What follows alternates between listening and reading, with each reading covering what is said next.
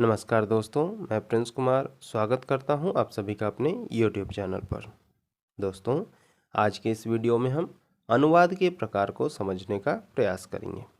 तो आइए दोस्तों, अपने विषय की शुरुआत करते हैं। दोस्तों, भाषा एवं ज्ञान के विकास के साथ ही अनुवाद की आवश्यकता भी बढ़ गई है। जैसा कि हम सभी जानते हैं कि अभिव्यक्ति एवं लेखन के माध्यम के कई रूप हैं। इसी आधार पर अनुवाद के भी कई प्रकार हैं। दोस्तों, यदि लक्ष्य भाषा यानी कि मूल भाषा में विविधता होगी तो स्वाभाविक रूप से अनुवाद में भी यह विविधता देखने को मिलेगी।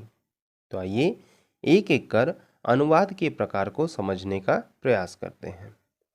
दोस्तों, अनुवाद को अनेक विद्वानों ने कई प्रकार या वर्गों में विभाजित किया है, लेकिन डॉक्टर जी गोपीनाथ जी द्वारा बताए गए अनुवाद के प्रकार को ही सभी विद्वान मान्यता देते हैं। तो आइए एक एक कर इसे समझने का प्रयास करते हैं। दोस्तों, डॉक्टर जी गोपीनाथ जी ने अनुवाद के विषय वस्तु एवं अनुवाद की प्रकृति के आधार पर अनुवाद के प्रकार बताए हैं। तो सबसे पहले समझते हैं विषय वस्तु के आधार पर अनुवाद के प्रकार। दोस्तों, विषय वस्तु के आधार पर अनुवाद के दो भेद हैं। पहला साहित्यिक अनुवाद, इसे एक एक कर समझते हुए चलते हैं। पहला है साहित्यिक अनुवाद। दोस्तों, जैसा कि नाम से ही स्पष्ट है कि इस प्रकार के अनुवाद में साहित्य से संबंधित पुस्तकों, ग्रंथों आदि का अनुवाद किया जाता है। कहने का अर्थ है कि साहित्यिक विधाओं जैसे जीवनी, निबंध, आलोचना आदि से संबंधित अनुवाद को साहित्यिक अनुवाद कहा जाता है। दोस्तों, विषय वस्तु के आधार पर अनुवाद का दूसरा भेद है साहित्येतर अनुवाद। तो दोस्तों, नाम के ही अनुरूप इस प्रकार के अनुवाद में साहित्य के अलावा अन्य विषयों से संबंधित अनुवाद किया जाता है। कहने का अर्थ है कि मूल साहित्यिक रचनाओं के अलावा जैसे भाषा विज्ञान, तकनीक, समाजशास्त्र, वाणिज्य, कानून, संचार आदि से संबंधित अनुवाद साहित्येतर अनुवाद की श्रेणी में आते हैं। दोस्तों, यह तो बात हुई विषय वस्तु के आधार पर अनुवाद के प्रकार की। अब बात करते हैं प्रकृति के आधार पर अनुवाद के प्रकारों की। तो दोस्तों, डॉक्टर जी गोपीनाथ जी ने प्रकृति के आधार पर अनुवाद के दो भेद बताए हैं, जिसे हम एक एक कर समझने का प्रयास करते हैं। तो पहला प्रकार है बाह्य आधार पर अनुवाद। दोस्तों, इसे डॉक्टर जी गोपीनाथ ने 3 उपवर्गों में बांटा है, जिसे हम एक एक कर समझते हैं। पहला उपवर्ग है गद्य पद्य अनुवाद। दोस्तों, गद्य और पद्य साहित्य की दो भिन्न भिन्न विधाएं हैं, इसलिए यह जरूरी है कि उनके अनुवाद भी उसी विधा में हो। यानी गद्य रचना का अनुवाद गद्य में और पद्य रचना का अनुवाद पद्य में। लेकिन यह कोई चरम और अंतिम नियम नहीं है, क्योंकि गद्य रचना अनुवाद पद्य में भी हो सकता है तथा पद्य रचना का अनुवाद गद्य में। दोस्तों, ऐसे पद्यानुवाद को छंदबद्ध या छंदानुवाद भी कहते हैं। दोस्तों, दूसरा उपवर्ग है साहित्य विधा या शैली प्रधान साहित्य का अनुवाद। तो दोस्तों, साहित्य में कई विधाओं में रचनाएं होती हैं, जैसे कहानी, नाटक, उपन्यास, निबंध, संस्मरण, आलोचना आदि। इनका प्रायः एक भाषा से दूसरी भाषा में अनुवाद होता आया है। इसे ही साहित्य विधा या शैली प्रधान साहित्य का अनुवाद कहते हैं। इसमें अनुवादक को मूल रचना में निहित भावों, भाषाओं और भंगिमाओं की रक्षा करनी होती है। यानी अनुवाद करते समय भाषा के मूल भावों और भंगिमाओं की रक्षा करना जरूरी है।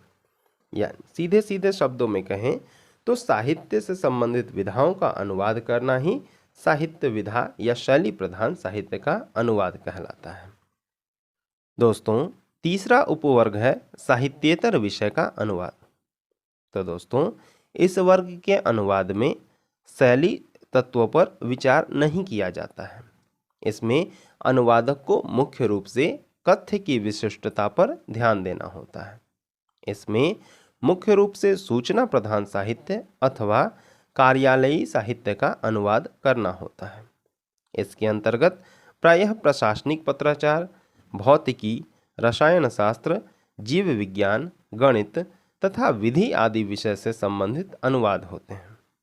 दोस्तों, इन साहित्येतर विषयों के अनुवाद में शैली तत्वों की प्रमुखता पर विशेष ध्यान नहीं दिया जाता है, बल्कि कथ्यों पर ध्यान केंद्रित किया जाता है। दोस्तों, साहित्य को छोड़कर उनसे इतर जो भी अनुवाद किया जाता है वह साहित्येतर विषय का अनुवाद कहलाता है। दोस्तों, ये थे बाह्य आधार पर अनुवाद के भेद। अब इसे समझने के बाद आंतरिक आधार पर अनुवाद को समझने का प्रयास करते हैं। तो आंतरिक आधार पर मुख्य रूप से अनुवाद के 8 भेद हैं, जिसे हम एक एक कर समझते हैं। तो पहला भेद है शब्दानुवाद। दोस्तों, जैसा कि नाम से ही स्पष्ट है कि इस अनुवाद के अंतर्गत प्रत्येक शब्द का अनुवाद किया जाता है, यानी स्रोत भाषा के प्रत्येक शब्द का लक्ष्य भाषा में अनुवाद करना ही शब्दानुवाद कहा जाता है। दोस्तों, शब्दानुवाद में मक्षिका स्थाने मक्षिका का नियम काम करता है, यानी मक्खी के स्थान पर मक्खी।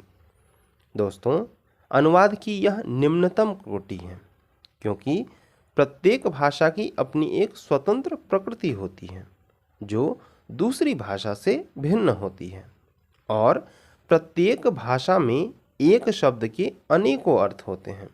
इसलिए मूल भाषा के प्रत्येक शब्द को यथावत लक्ष्य भाषा में अनुवाद नहीं कर देना चाहिए। कई बार ऐसे शब्दानुवादों के कारण हास्यास्पद स्थिति उत्पन्न हो जाती है। आइए कुछ उदाहरणों से समझते हैं। मान लिया कि एक वाक्य है आई एम गोइंग होम। अब इसका शब्दानुवाद करते हैं तो होगा आई का मैं, एम का है, गोइंग का जा रहा, होम का घर। इस प्रकार आई एम गोइंग होम का शब्दानुवाद हो जाएगा मैं हूं जा रहा घर। दोस्तों, यह वाक्य बोलने के क्रम में किसी भी रूप में उपयुक्त नहीं है। यह तो एक छोटा सा उदाहरण है, इसलिए शब्दानुवाद को निम्न कोटि का अनुवाद कहा गया है। दोस्तों, दूसरा भेद है सहजानुवाद।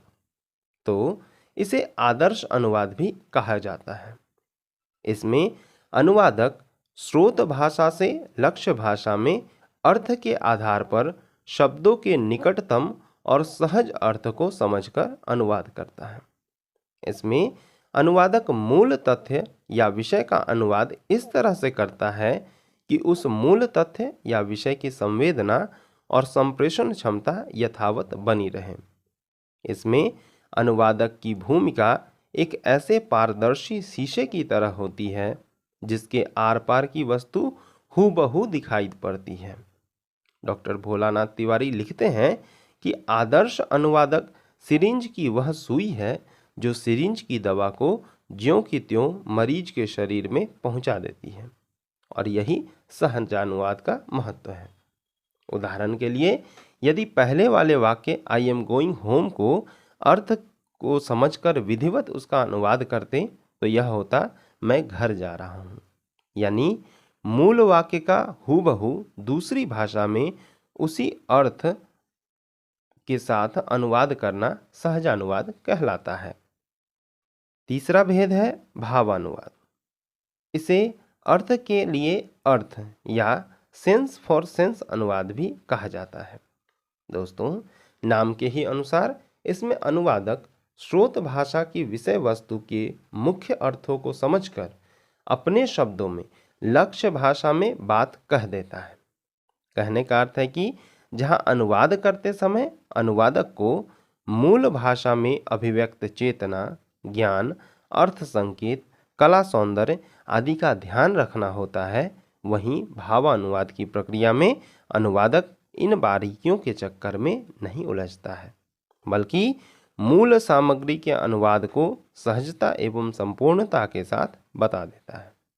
दोस्तों, भावानुवाद जहाँ एक और अनुवादक की व्यावहारिक कठिनाइयों से अनुवादक को मुक्ति दिलाता है, तो वहीं दूसरी ओर मूल भाषा के कठिन शब्द आदि के आने से अनुवादक पाठकों को मूल रचना का आस्वादन बिना किसी परेशानी के कराने में सफल हो जाता है। दोस्तों, आगे बढ़ने से पहले आपके लिए यही सुझाव है कि कृपया शब्दानुवाद, सहजानुवाद एवं भावानुवाद को ध्यानपूर्वक समझ लें, तभी आगे की बातें आपको अच्छे से समझ में आएंगी। तो विषय को आगे बढ़ाते हुए बात करते हैं चौथे भेद की, जिसे छायानुवाद कहते हैं। तो दोस्तों, जब किसी रचना का शब्दानुवाद या भावानुवाद न करके मूल रचना में कुछ बदलाव कर किसी दूसरी भाषा में प्रस्तुत किया जाता है, तो इसे ही छायानुवाद कहते हैं। ऐसे अनुवाद में अनुवादक मूल रचना की छाया ग्रहण कर स्वतंत्र भाव से उसकी रचना को फिर से लिखता है। कभी कभी तो अनुवादक मूल रचना के पात्र, स्थान, वातावरण आदि को विश्वसनीय बनाने के चक्कर में उनका देशीकरण भी कर देता है। संस्कृत के नाटकों में इनका खूब प्रयोग हुआ है और स्वयं कवि कालिदास ने भी इसका प्रयोग किया है। पांचवा भेद है सारानुवाद। दोस्तों, सार का अर्थ होता है सारांश या समरी, यानी इस प्रकार के अनुवाद में अनुवादक किसी लंबे कथन या रचना को उसके सार तत्व को पूरी तरह से सुरक्षित रखते हुए संक्षिप्त रूप से अनुवाद करता है, तो इसे सारानुवाद कहते हैं। कहने का अर्थ है, सारानुवाद का अर्थ पूरी रचना से नहीं बल्कि उसके सारांश के अनुवाद से है, ताकि पूरी रचना के कथ्य की आवश्यक जानकारी के साथ साथ पाठक, श्रोता एवं अनुवादक तीनों के श्रम एवं समय की बचत हो सके। अनुवाद का छठा भेद है व्याख्यानुवाद। तो दोस्तों, जब कोई अनुवादक किसी रचना का अनुवाद करते समय केवल मूल का, यानी जो कंटेंट उसमें दिया गया है उसका अनुवाद न करके जब अपनी ओर से उसकी व्याख्या भी करता जाता है, तो ऐसे अनुवाद को व्याख्यानुवाद कहते हैं। ऐसे अनुवाद अनुवादक के अध्ययन, चिंतन और मनन से युक्त होते हैं। लोकमान्य तिलक द्वारा अनुवादित गीता रहस्य व्याख्यानुवाद का ही उदाहरण है। अनुवाद का सातवां भेद है वार्तानुवाद या आशु अनुवाद। दोस्तों, वार्ता का अर्थ होता है बातचीत, यानी कभी कभी दो अलग अलग भाषा बोलने वाले के बीच कोई व्यक्ति भाषा का माध्यम बनता है और उनकी आपसी बातचीत को तुरंत ही एक दूसरे के सामने उनकी ही भाषा में रख देता है।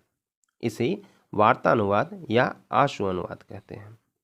इस कला में प्रवीण व्यक्ति को दुभाषिया कहा जाता है। प्रायः दो देशों के बीच होने वाली वार्ता में ऐसे व्यक्तियों को देखा जा सकता है। अक्सर हम टीवी पर ऐसे लोगों को देखते रहते हैं। जब हमारे देश के प्रधानमंत्री या राष्ट्रपति किसी दूसरे देश के प्रधानमंत्री या राष्ट्रपति से बात करते हैं, तो उनके बीच कुछ व्यक्ति वहाँ पे बैठे होते हैं, वो दुभाषिए का काम कर रहे होते हैं। अनुवाद का आठवां और अंतिम भेद है रूपांतरण। दोस्तों, जैसा कि नाम से ही स्पष्ट है कि रूप का अंतरण या परिवर्तन, अर्थात इस प्रकार के अनुवाद में अनुवादक लेखन की किसी विधा को दूसरे विधा में बदल देता है। जैसे मन्नू भंडारी जी ने अपने उपन्यास महाभोज का नाट्य रूपांतरण किया है, यानी इस अनुवाद में अनुवादक मूल भाषा से लक्ष्य भाषा में केवल शब्द और भाव का अनुवाद नहीं करता, बल्कि अपनी प्रतिभा और सुविधा के अनुसार मूल रचना का पूरी तरह से अनुवाद कर डालता है। दोस्तों, इस प्रकार से हमने आज के इस वीडियो में अनुवाद के प्रकार को विस्तार से समझने का प्रयास किया। आपको यह विषय कैसा लगा, कृपया कमेंट में अवश्य बताएं। तो फिर शीघ्र ही मिलते हैं एक नए विषय के साथ। तब तक के लिए नमस्कार, धन्यवाद।